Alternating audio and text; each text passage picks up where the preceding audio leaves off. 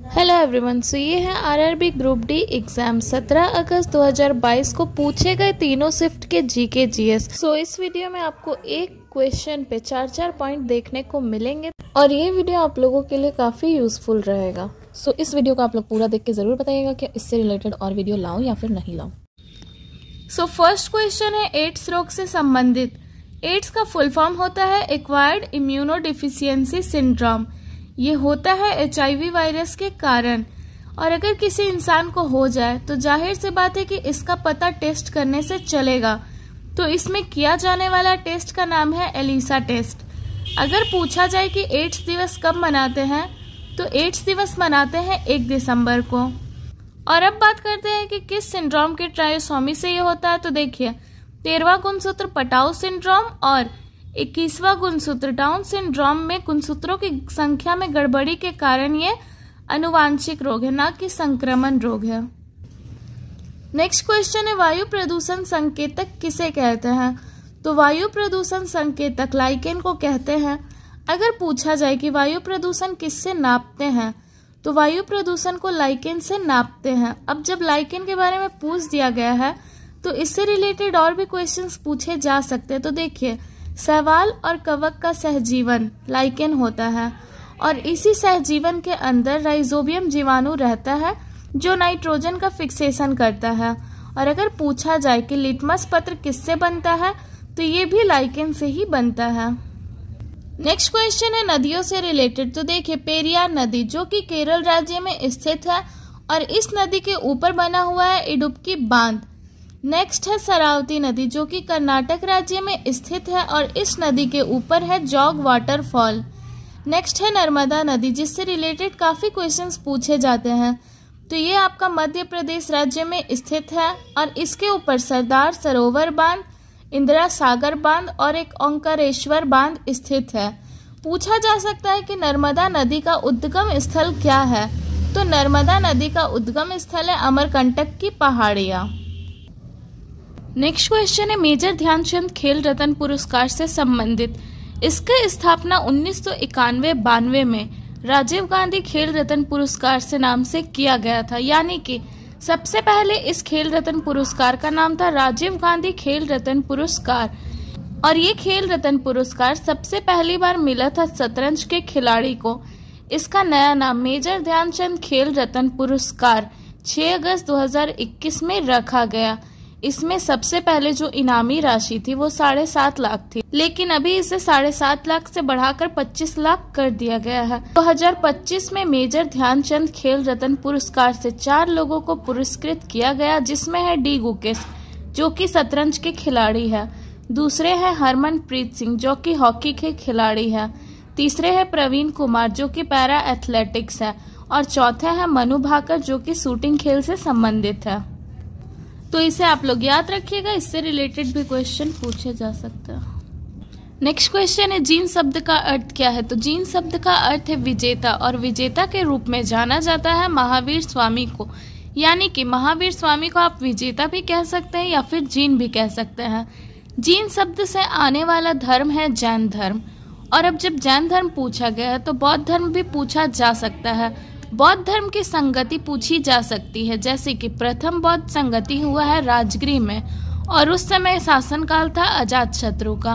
द्वितीय बौद्ध संगति हुआ है वैशाली में और उस समय शासनकाल था कालाशोक का। तृतीय बौद्ध संगति हुआ है पाटलिपुत्र यानी कि पटना में, उस समय शासनकाल था अशोक का। चतुर्थ बौद्ध संगति हुआ है कश्मीर के कुंडल वन में और उस समय शासनकाल था कनिष्क का। नेक्स्ट क्वेश्चन ये पूछा जा सकता है कि जातक किसे कहते हैं। तो जातक पूर्ण जन्म की कथाओं को कहते हैं। ये भी पूछा जा सकता है कि जैन धर्म के साहित्य को क्या कहते हैं। तो जैन धर्म के साहित्य को कहते हैं आगम। क्वेश्चन यहाँ पे भी बन सकता है कि कितने तीर्थंकर हैं। तो कुल 24 तीर्थंकर है और सबसे ज्यादा पूछा जाता है कि पहले तीर्थंकर कौन है। तो ये है ऋषभ देव, 23वें तीर्थंकर है पार्श्वनाथ और 24वें है महावीर स्वामी। नेक्स्ट क्वेश्चन है प्रथम पंचवर्षीय योजना से संबंधित। तो देखिए प्रथम पंचवर्षीय योजना ये 1951 से 1956 तक रहा था। तो अब पूछा ये जा सकता है कि प्रथम पंचवर्षीय योजना किस मॉडल पर आधारित है। तो ये हैरोल्ड डोमर मॉडल पे आधारित है और उस समय के प्रधानमंत्री थे जवाहरलाल नेहरू। प्रथम पंचवर्षीय योजना के दौरान किस पर ज्यादा बल दिया गया? तो कृषि में ज्यादा बल दिया गया।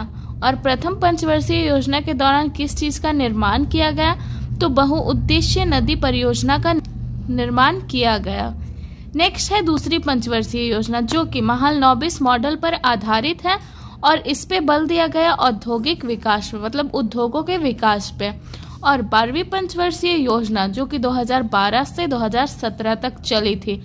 तो आप लोग पहली पंचवर्षीय योजना का डेट और 12वीं पंचवर्षीय योजना का डेट याद रखिएगा। नेक्स्ट क्वेश्चन है त्रिस्तरीय पंचायती राज व्यवस्था किस राज्य में सबसे पहले लागू हुई? तो ये जो त्रिस्तरीय पंचायती राज व्यवस्था है ये 2 अक्टूबर 1959 को इसका शुरुआत हुआ और ये हुआ था राजस्थान में। अगर पूछा जाए कि चुनाव कहाँ हुआ था तो चुनाव हुआ था आंध्र प्रदेश में। कौन सी समिति थी? तो समिति थी बलवंत राय मेहता समिति। ठीक है। पूछा ये भी जा सकता है कि किस संविधान संशोधन के तहत हुआ? तो ये 73वें संविधान संशोधन वर्ष 1992 के तहत हुआ और ये 24 अप्रैल 1993 को लागू हुआ। मतलब इसका शुरुआत 1959 में राजस्थान में हुआ लेकिन ये लागू 1993 में हुआ। और 24 अप्रैल को पंचायती राज दिवस के रूप में भी मनाया जाता है। नेक्स्ट क्वेश्चन है दांडी मार्च जो कि 12 मार्च 1930 से 6 अप्रैल 1930 तक साबरमती आश्रम से दांडी तक चली थी। ये किसके खिलाफ हुआ था? तो ये नमक कर के खिलाफ हुआ था। नेक्स्ट क्वेश्चन है आपात अनुबंध जो कि भाग 18 में है। इससे संबंधित अनुच्छेद है अनुच्छेद 352, 356 और 360। अनुच्छेद 352 जिसमें राष्ट्रीय आपातकाल है जो कि 3 बार लगाया जा चुका है अब तक। अनुच्छेद 356 जिसमें राष्ट्रपति के शासन के बारे में बताया गया है। अनुच्छेद 360 वित्तीय आपातकाल जो कि अभी तक नहीं लगा है। नेक्स्ट क्वेश्चन है उष्णकटिबंधीय सदाबहार वन। तो ये पश्चिमी घाट और पूर्वी हिमालय में पाए जाते हैं। इससे यही क्वेश्चन आता है बस कि ये कहाँ पाए जाते हैं, या फिर ये पूछेगा कि पश्चिमी घाट में कौन सा वन पाया जाता है, पूर्वी हिमालय में कौन सा वन पाया जाता है। तो उष्णकटिबंधीय सदाबहार वन पाया जाता है। नेक्स्ट क्वेश्चन है लोकपाल अध्यक्ष का अतिरिक्त प्रभार। तो देखिए वर्तमान के लोकपाल अध्यक्ष के रूप में नियुक्त किया गया है अजय माणिकराव खानविलकर को। इन्होंने लोकपाल अध्यक्ष के रूप में 10 मार्च 2024 को शपथ लिया, लेकिन अभी इनका अतिरिक्त प्रभार किसी को भी नियुक्त नहीं किया गया। हाँ, अभी अगर वर्तमान के पहले पूछा जाए कि अतिरिक्त प्रभार कौन थे, तो इससे पहले जो थे अतिरिक्त प्रभार ये है प्रदीप कुमार मोहंती। देखिए ये सेट भले ही 17 अगस्त 2022 का है लेकिन हम इसमें जितना कुछ भी बता रहे हैं वो वर्तमान का ही बता रहे हैं। नेक्स्ट क्वेश्चन है फ्यूज तार। तो देखिए ये जो फ्यूज तार है ये तो लेड और टीन यानी कि PbSn से मिलकर बना होता है। नेक्स्ट क्वेश्चन है वर्ल्ड कुश्ती चैंपियनशिप 2025 की विजेता कौन है? तो देखिए वर्ल्ड कुश्ती चैंपियनशिप 2025 की विजेता है तपस्या। इसने बुल्गारिया में भारत के लिए पहला स्वर्ण पदक जीता और भारत का नाम रोशन किया। नेक्स्ट क्वेश्चन है ओम का नियम। तो ओम का नियम का फॉर्मूला है V = IR और ये प्रतिरोध का मात्रक है ओम। बल पूछा गया तो बल का फॉर्मूला बहुत इजी है फादर = मा, F = ma, फोर्स = मास × एक्सेलरेशन। नेक्स्ट क्वेश्चन है फोटोग्राफी में किसका यूज होता है? तो फोटोग्राफी में सिल्वर ब्रोमाइड का यूज होता है। अगर पूछा जाए हॉर्न सिल्वर किसे कहते हैं तो ये सिल्वर क्लोराइड को कहते हैं। कृत्रिम वर्षा में होता है सिल्वर आयोडाइड और स्याही में यूज होता है सिल्वर नाइट्रेट का।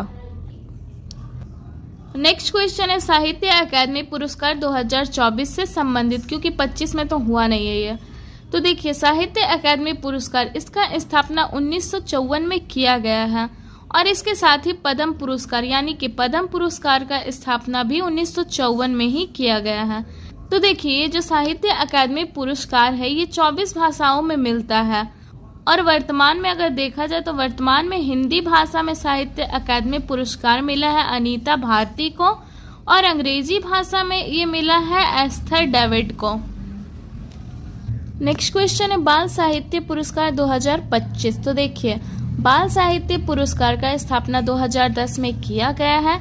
ये 24 भाषाओं में मिलता है 9 से 16 साल के बच्चों को, और अभी वर्तमान में ये हिंदी भाषा में मिला है सुशील शुक्ल को, और अंग्रेजी भाषा में मिला है नितिन कुशलप्पा MP को।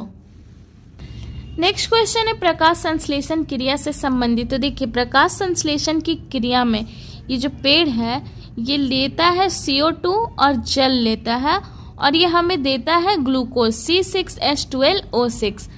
अब अगर प्रकाश संश्लेषण पूछा गया तो क्लोरोफिल भी पूछा जा सकता है। तो क्लोरोफिल में मौजूद होता है Mg, मैग्नीशियम। नेक्स्ट क्वेश्चन है अक्षांश और देशांतर रेखाओं से संबंधित। तो देखिए, यहाँ जो लेटा हुआ लकीर है ये है अक्षांश, जो कि 181 डिग्री होता है, और ये जो खड़ा खड़ा लकीर है ये है देशांतर 360 डिग्री।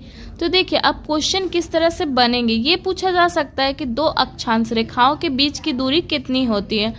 तो दो अक्षांश रेखाओं के बीच की दूरी 111 किलोमीटर होती है।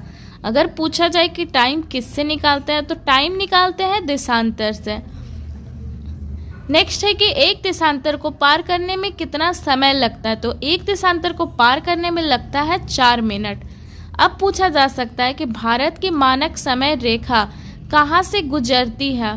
तो देखिए, भारत की मानक समय रेखा 82.5 डिग्री ये 5 राज्यों से गुजरती है। इसका ट्रिक है आंधी में छाता ऊपर उड़ा।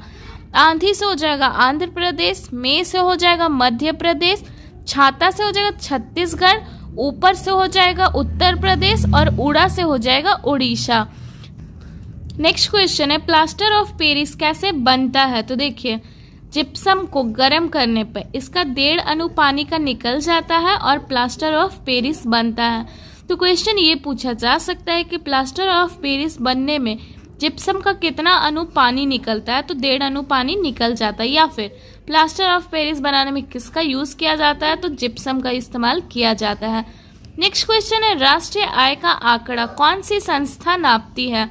तो देखिए, राष्ट्रीय आय का आंकड़ा CSO सेंट्रल स्टैटिक ऑर्गेनाइजेशन नापती है। नेक्स्ट क्वेश्चन है विटामिन से रिलेटेड। तो देखिए, विटामिन A ये एक नाम तो होता ही है, इनका एक अलग से भी नाम होता है। जैसे विटामिन A का नाम है रेटिनॉल, ठीक है, इसी तरह से सबका नाम है। तो देखिए, विटामिन A रेटिनॉल इसकी कमी से होता है रतौंधी रोग।